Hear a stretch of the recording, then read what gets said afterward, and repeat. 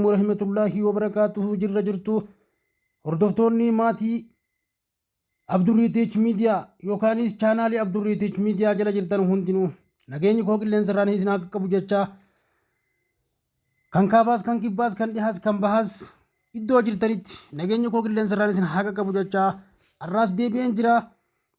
Miidiin nu gahee jira. Miidiidhaaf fatanaa adda addaaf rakkannee waan jirruuf gaafii adda addaa nu dalagii gaafii review question yookaan gaafii gilgaalaa kan dhuma boqonnaa jiru nuuf dalagii jettanii keessaan hedduu koomantii waan barreessitaniif har'a isan qabadde isinii dhiyaadheen jira. Gaafichaa wajjin turtii gaariin isiniin jaadhiifamaa barnoota keessanis itti qaxxaleen isiniif qopheessa tokko isin duraan hambisuu hanqina yerootiitu akkanatti nu goggoraa jira waan ta'eef dhiifama isin gaafachaa gaafii chapter 2 economics kutaa 11 chapter 2 market structure and decision of firm isiniif dalageen kara barnoota keessanitti isin deebisa. Gaafichaa waliin turtii gaariin isiniin jaa yeroo gaarii qabaadhaa barnootatti jabaadhaan isiniin jaa gaafii waliin turtii gaarii.